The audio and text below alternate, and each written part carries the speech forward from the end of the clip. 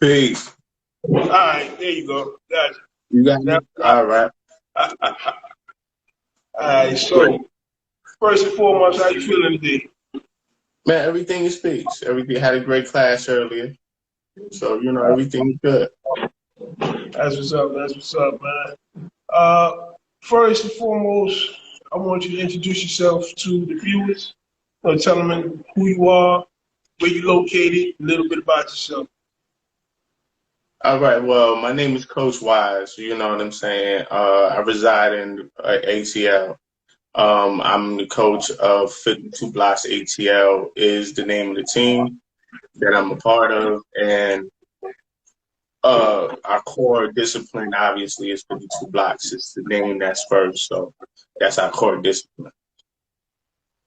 All right. I guess the way I got 52 Blocks from, like early on, was just regular, in New York City, regular kid slap boxing is somewhat 52 Blocks. It's just something in the lowest form possible. You understand where I'm coming from? In the lowest form possible. Just kids playing. You can even see it these days when you see kids playing, they cover up and they slap boxing going back and forth with each other. I've seen it these days. It's just, little light pieces of 52 because it's in our mannerisms as Black people. And, especially in New York City, you see, I would see it often. So, first, it was introduced in Grand Projects to me first by a brother named Yasin, you know what I'm saying? But that wasn't formal training. It's something he picked up in C-74 when he was on the island. You said his name was Black Yasin? Not just Yasin. He was from Grand Project. But, they call him Black Orpheus. So what made you want to pursue it, like get more into it? Outside of, you said you was exposed to it as a kid, slap boxing. What made you decide to look further? Well, what happened was like I had a Kung Fu background for a very long time. And like people don't catch on to the racism that's in martial arts. It's pure racism, and you practice this form of martial arts, then this hate comes, and Black people not supposed to be practicing this and that. So I wanted to be home with my own, is what I did. And I was training, and I ended up coming across one of my boxing coach, Ourself, he practiced with Mr. 52, Ramel. That's who I practiced with. And through him, I met my next coach on 52 Blocks when things became serious. My next coach, Ace, that's the next person I got down with. So it was me and Ace, and Ourself. He would teach me different things. They got permission from Rob to teach me certain things so I could keep up with them, so they could always excel in their martial arts, or they 52 basically. All right. So you said you started out. So when you started getting more in depth first, you started with Ourself, who was training with Ramel, and then you got with A. Who's some of the other people you trained with? Say it again. Who are some of the other people you trained with? Oh, like basically, tell us about your 52 journey, for lack of a better term. Like the steps, the stages you went through. All right. So that was that's about 10 years ago. That's about 10 years ago when I got up with Ace and Ourself, then I ended up moving to the Ed. So I started working on a documentary. When I started working on the documentary, I was basically going around and finding some of the best coaches in 52 Blocks to learn something from. I think on those trips, you wasn't home yet. I don't think you was home yet. You know what I'm saying? So when I shot up north, I went to go, you know what I'm saying? The first person I seen was Fleetwood. And me and Fleetwood started working on his personal project and things of that nature. And Fleetwood gave me a lot of knowledge into how to you know, turn your hips and twist in certain techniques, and you don't always keep your hands closed. You know, he gave me a lot of jewels, and he trained me every time I came to the city. Fleetwood would basically train me and take me through certain things. But as I, you know, on my first trip, when I'm going and I'm shooting, I ran across a bunch of different people. You feel what I'm saying? I went to go see Fleetwood. From Fleetwood, I went to go see Ra.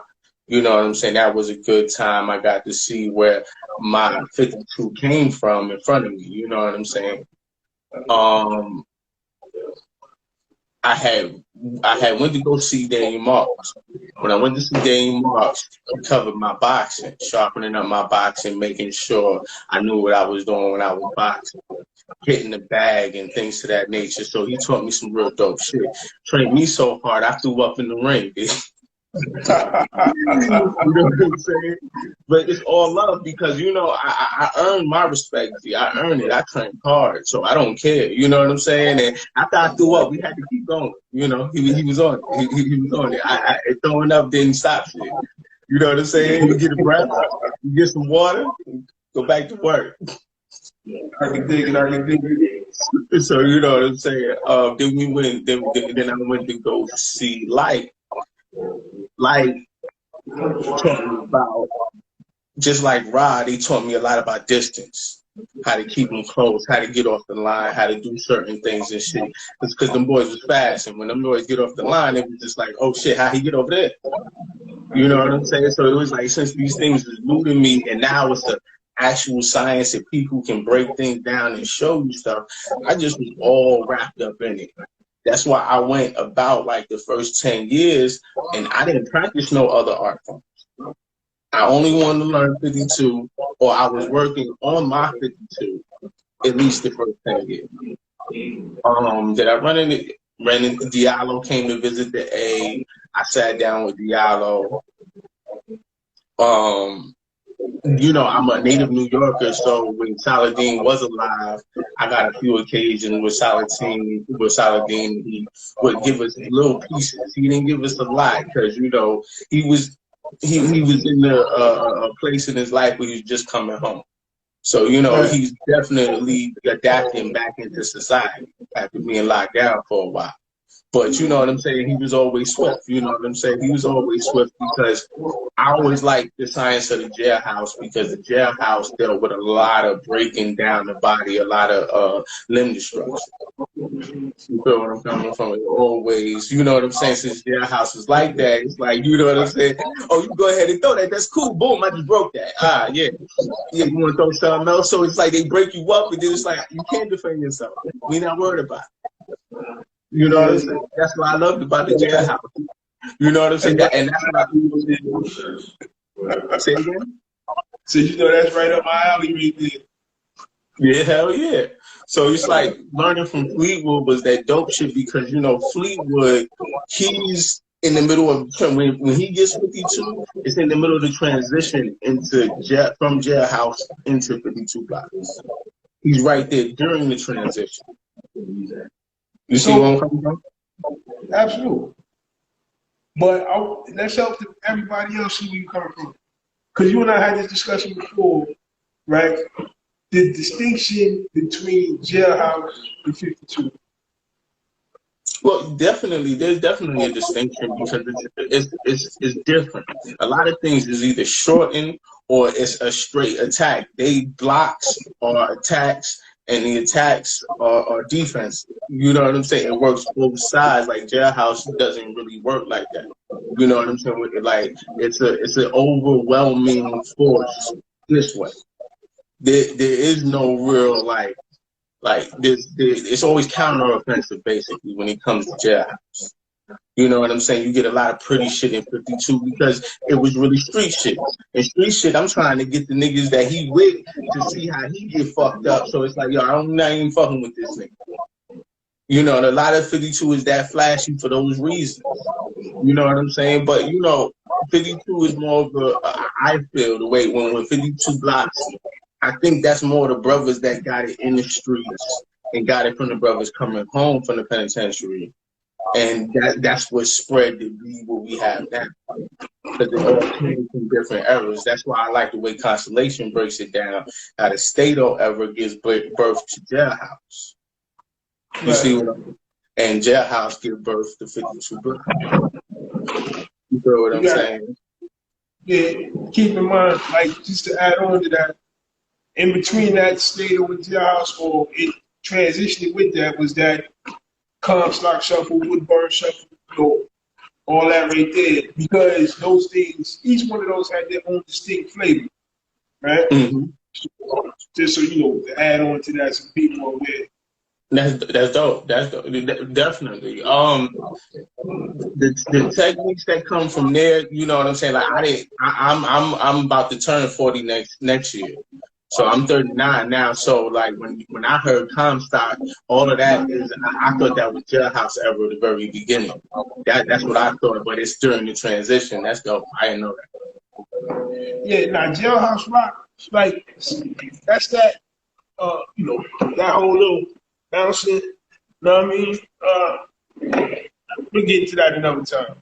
Mm-hmm. That's a whole other thing. But yeah, so what drew you to the 52? It was the natural rhythm of 52 that's expressed from the inside. I like that. That's what caught me, G. That expression from the inside that just was like, yeah, I'm gonna give it to you like this.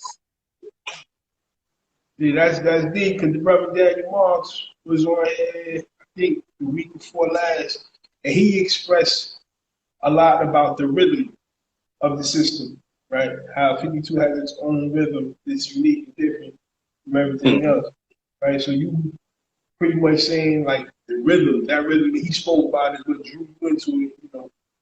That's dope right there. That's dope. That it's definitely the rhythm that takes you. You know what I'm saying? It's the rhythm that takes you, and when you into your rhythm and you get into your flow, you know, ain't no stopping them no more. Don't let us get into our rhythm. You getting fucked up. You want to disrupt our rhythm. That's how you attack a 52 Blocks cat. You want to disrupt their rhythm. Once they in that shit, y'all, you done messed up. Let me ask you this. All right, so 52 is kind of experiencing a renaissance right now, right? Mm-hmm. What's your take on that? Like a renaissance said, like how? Like, you know, renaissance is friendship, like rebirth. For a long time, a lot of people were unaware, right? But now it's coming out, it's becoming more known. You got more people practicing. You got people in other countries, you know, due to the efforts of both White Girl and Daniel Marks. Daniel Marks had did a couple seminars overseas, him and his crew, right? And you know, White Girl did a couple seminars overseas, right? So they've spread it out to other countries, right? So which is dope as hell, right? So that's what I mean when I say a renaissance. It's experiencing a rebirth, and it's like coming into its own now, right? Like how do you feel about that? What's your take on it? Well, my take on the rebirth and the renaissance is like it really needed to be done. You know what I'm saying? When I first got 52 Blocks, it was hard to learn because it was trying to meet people or talk to people that knew 52 Blocks. It almost wasn't there. Then when it exploded on YouTube, it was more people talking about it, more people going through it. And the more and more it grew because people started seeing the value in something that we just did every day. You know what I'm saying? Back in the streets of New York, it's just something we played with.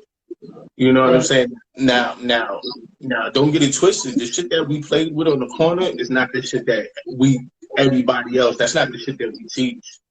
That playing around on the corner, that's not what we teaching right now, baby. You know, you don't get it twisted. You know what I'm saying? Because like, you know, people they'll take the information and they'll be like, oh, it's just this. Now, I'm just saying, when we playing around in the hood, you start seeing certain shit. You'll see misdirections. You see backhands.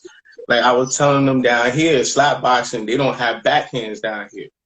But you know, in New York, you get your nose busted with the knuckles right quick. That's a fact.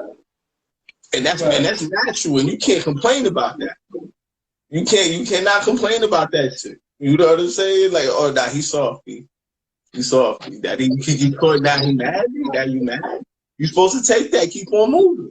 But you know, when we was children, you had to build your toughness up. You know, you had to build that shit up. And so, you know, the Renaissance and everything becoming new, and we're reaching the places that we didn't reach before. It's a beautiful thing. You know, I'm just happy to be a part of the work, pushing it into the more view and making sure more people know that 52 blocks exists. There's something. It's there. It's not no hoax. Yeah. That was the thing for a long time. People said, "Oh, this is not real. It's made up." Right. But now 52 blocks ATL. Right. We know like 50. Constellation has 52 blocks. Constellation. That's Daniel Marks and his brothers. Right. Mm-hmm. I got 52 VtK. Right. Light has 52 AOD. What distinguishes, and you know, each one of these has their own flavor, but there are elements in them that without these, they like the rhythm, the certain blocks, the distraction, misdirection, right? These things have to be there for the 52. But what makes 52 ATL? What distinguishes it from other systems of 52? The dope shit about 52 blocks ATL is that it doesn't distinguish because we know from the whole. I wanted to make sure that 52 blocks ATL was taught by the village. You understand what I'm saying? That it was 52 blocks' baby. That's what I wanted for 52 blocks ATL. So it wouldn't be that I would be different than them. I would be taking the sciences that they taught me and making it my own. You feel what I'm saying? Once I made it my own, I got it directly from the horse's mouth all the time. But you don't feel that making it your own gives it its own distinct. So, like I tell people all the time, there's a difference between style and system, right? And even within the 52 blocks, you could usually distinguish where a dude was from by how he did 52, right? So there's always been distinction between the way Brooklyn dudes did it and Harlem dudes did it, the way Harlem dudes did it, the Bronx dudes did it, and so on and such, right? Now, when you look and you see people more codifying the system, right? You got people put emphasis on certain things, like I feel like Daniel Marks doing like 52 purists, right? I think they got like I watched the brother K. Ron, the brother, he got the flow, right? Then I'm like, I call it VtK like the crowd was out in the 52 community, right? Because I'm just trying to get there, break something up real quick, right? I don't believe in, like I don't like calling the blocks. I like calling counter-offensive structures because I'm using my blocks to attack and to counter-attack, to counter your attack, and then I'm attacking directly. Then I see like really more like a boxing sport, like MMA type flavor to his, right? And then even in the 52 AOD, if you see like there's a distinction. He taught ATL, bro. The ATL, bro, does things that like doesn't do. Like he's making the system his own. So this is what I'm saying. Everybody has their own interpretation.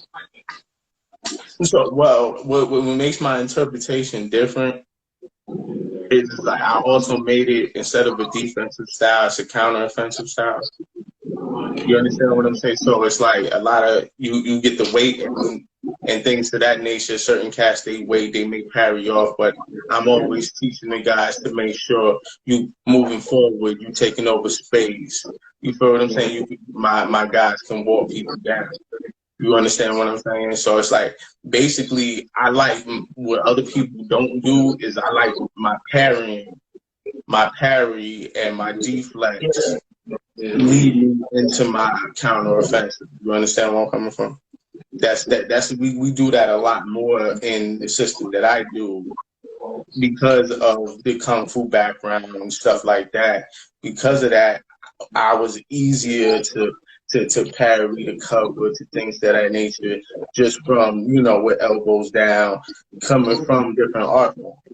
So it's like movement transcends art. You understand what I'm saying?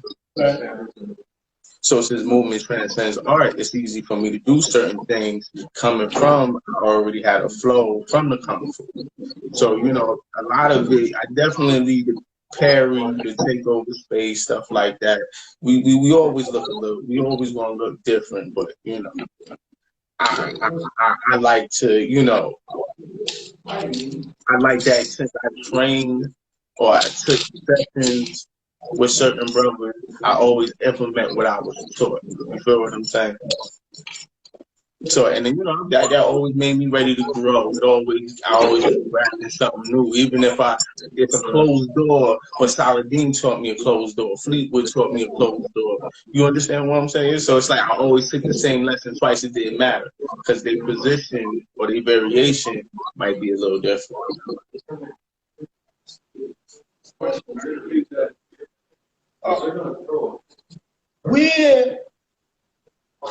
Where would you like to see 52 go? Where would I like to see 52 go? Yeah, what direction would you like to see it go? Organized. I would like to get more organized. You know what I'm saying? Definitely have a 52 summit where brothers can actually a 52 summit. You know, where everybody comes together so brothers can actually directly teach the next generation. You feel what I'm saying? The next 52 generation that's coming, they have to, if you want them taught in a specific way or you want them taught specific things, teach them, brothers. I would love brothers to come together and we have one place so that we are taught, yeah, this is what we want to make sure y'all know. Give the brothers the importance. You know what I'm saying? Even if it's a big seminar and brothers is teaching, pay them brothers, of course. We got to get the brothers in there and just get the knowledge.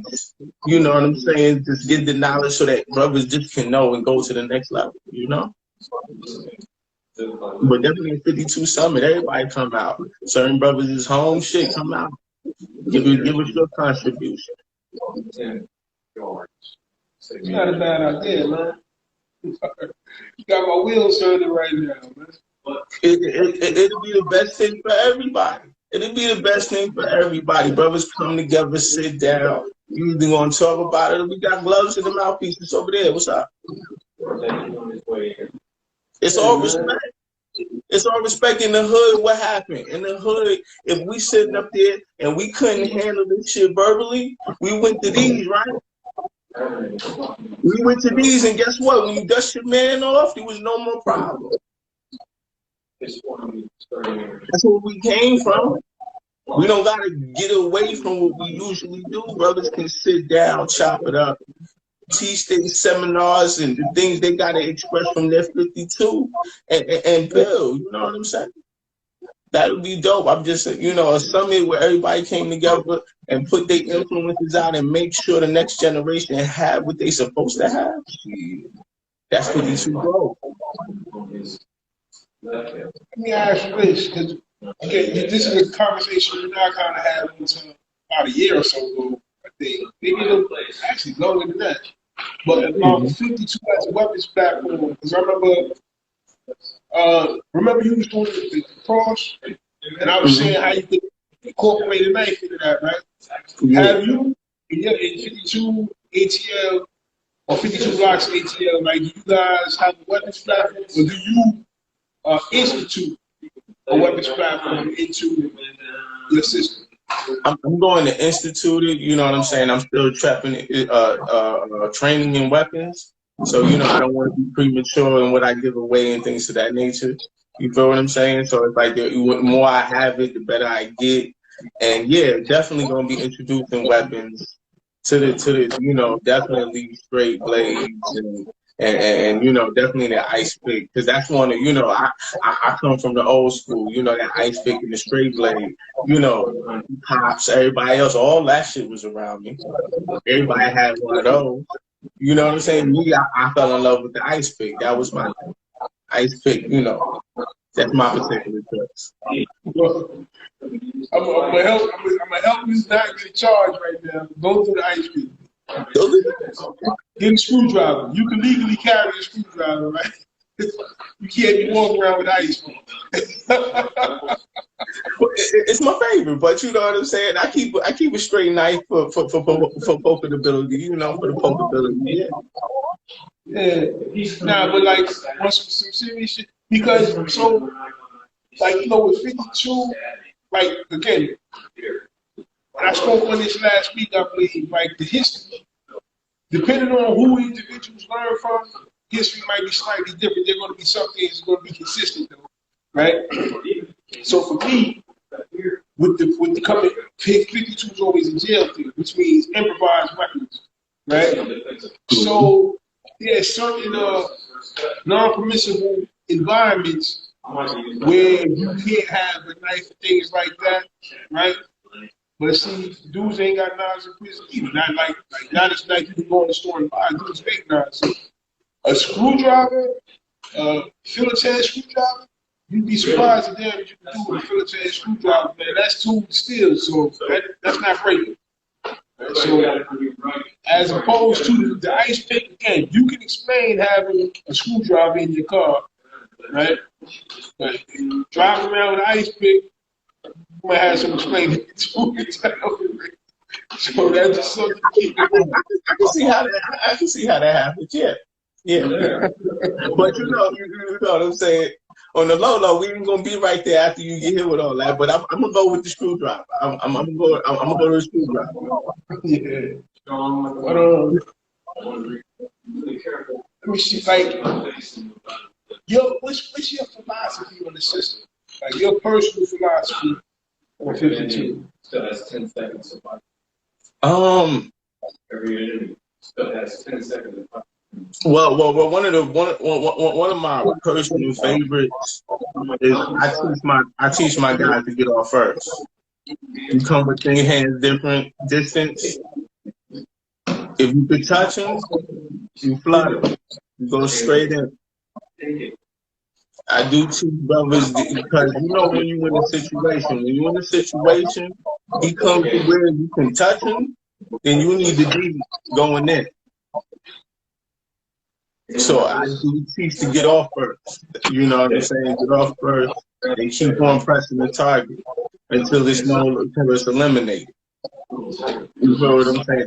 That's one of my favorite. That's one of the first things I teach them because you get into this self-defense or this how would you say this childish thing with you hit me so I hit you. That's not how adults work. We'll talk about crossing. I agree.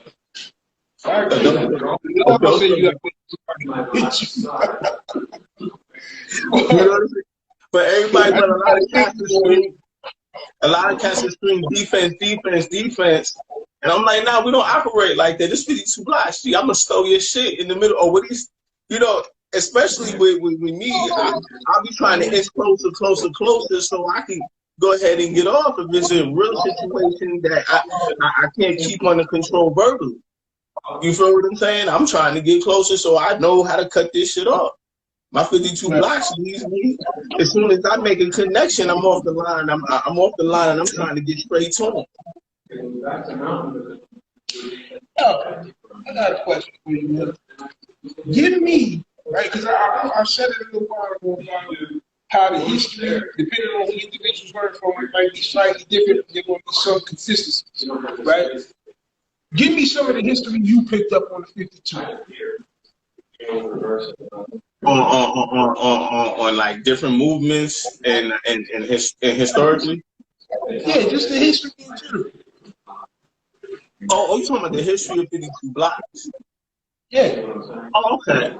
Well, all right. So I just recently copped. I'm glad I'm in the kitchen fucking around. See, I just copped the first black boxing champion, right? And now this right here, it starts off with the bare knuckle.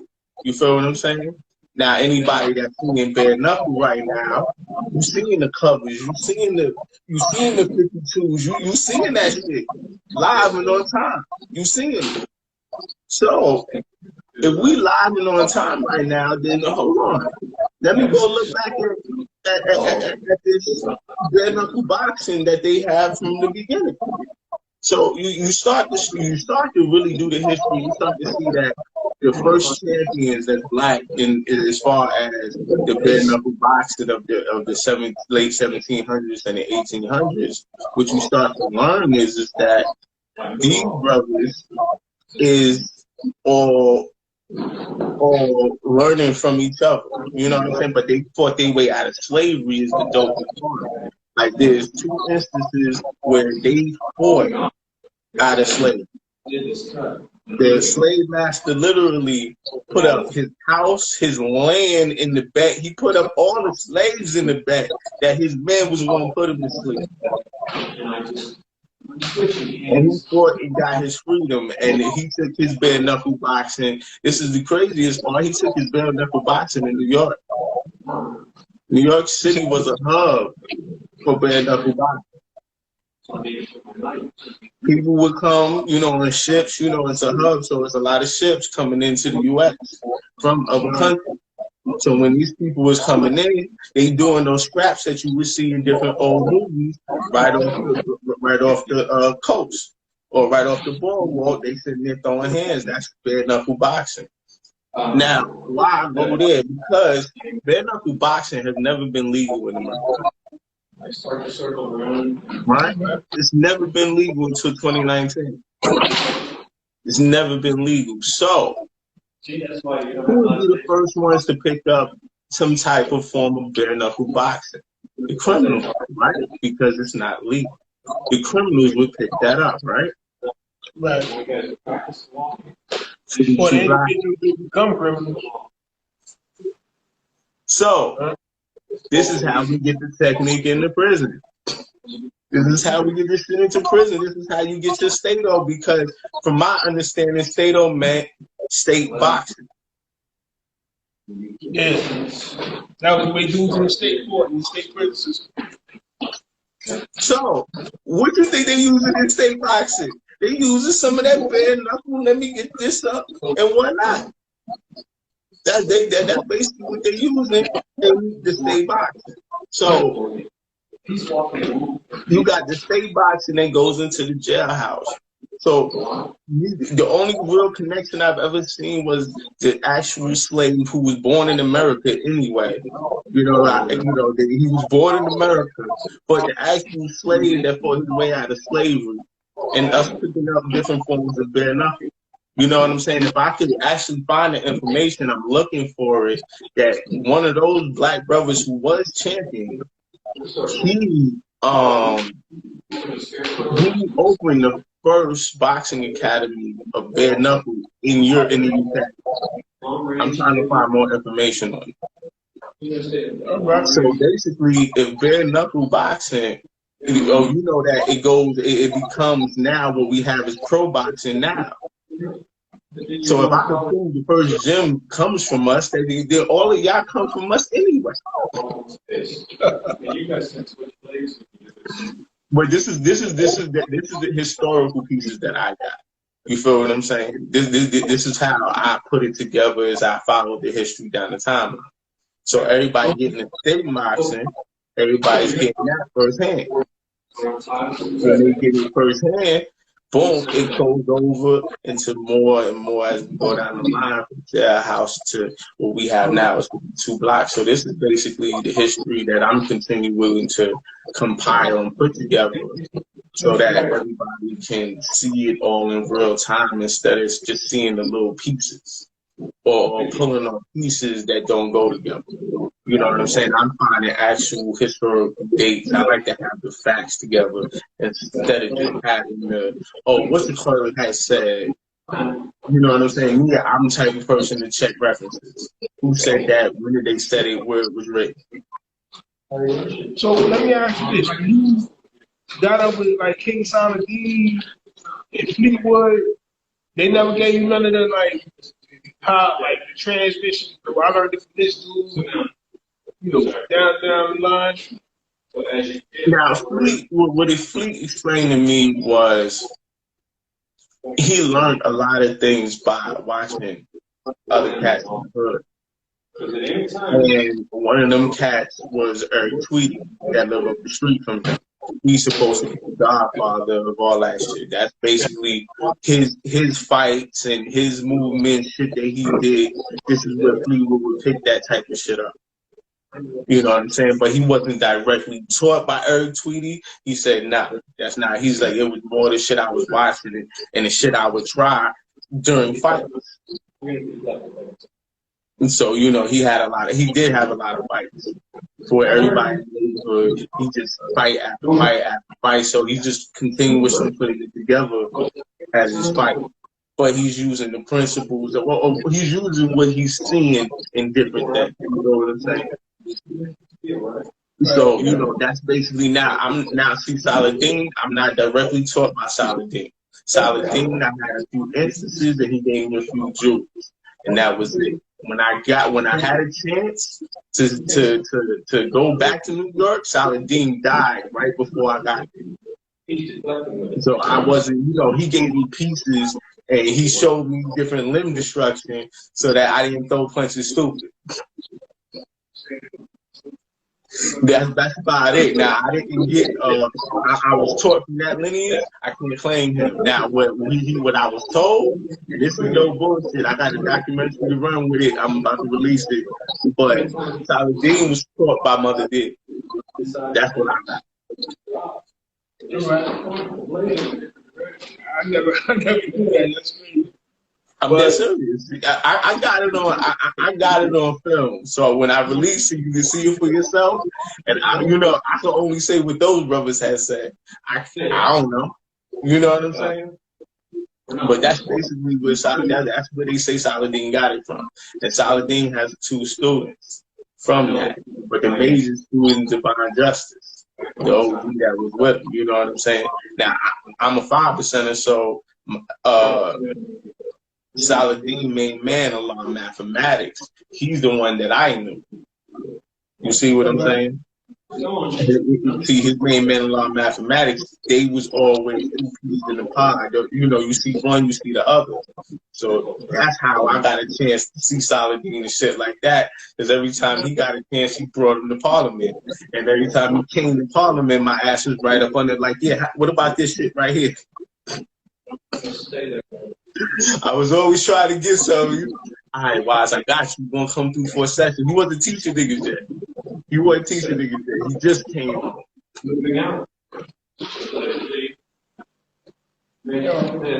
Last question. Where would you like to see about 20 years, man? In 20 years, I want all the brothers that is supposed to get notoriety for inventing and pushing this art. I need them to, step to the forefront and make sure they get honored, for the things that they did. You know what I'm saying? Also, just having a school of learning so that we have a master's headquarters to where anything you need or 52 blocks closest to you, you can be directed.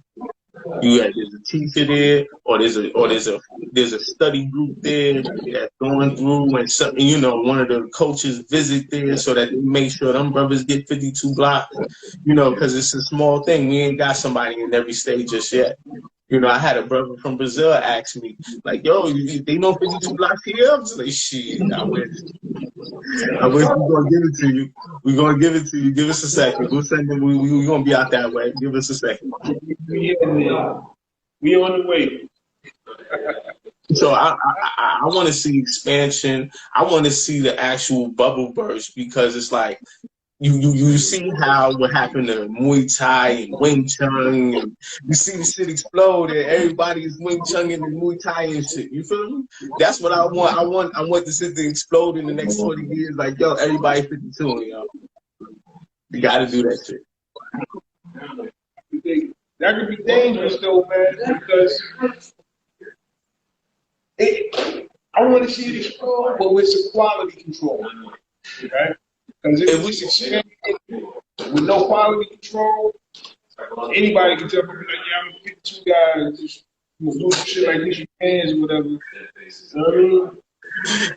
That's true. We definitely need to keep it, you know, that's what the whole summits and the organizing is for, so that when it does explode, that we have control. It shows me by like switching it. Because it's only set amount of teachers, or there's a set amount of people that do a set amount of work. Right. Is this little cut that we get more of? Last thing, leave everybody with a quote, man. Yeah. Damn. Is this steel blade? Damn. Well, Doing something right. I learned in life you got to make sure you take yourself out your comfort zone. So get out your comfort zone is where dreams go to die, basically. So stay working, stay moving. Get off that chilling, I'm chilling back here. Now get to that work and get up every day and push towards your goals. I bet you'll be a whole lot closer by the end of the year. With that, we're going to close it down. This is Brother Wise Morrow, 52 Blocks, ATL. Look them up. Instagram. You got a YouTube channel? Yeah, 52 Blocks ATL. Shout out all your social media, man. Let people know. Man. Definitely, you can catch me on TikTok at Coach Wise 52. Shit, you can catch me on the gram 52 Blocks ATL. On YouTube 52 Blocks ATL. All that's right there. Got the same one everywhere. Every time you see 52 Blocks ATL, Coach Wise is attached to it. All right, brother. Now I'm gonna say peace. Thank you, man. I appreciate your time. Thank you. You know, I appreciate people watching. Peace to everybody. See you on the other side. How long be? Definitely. Peace.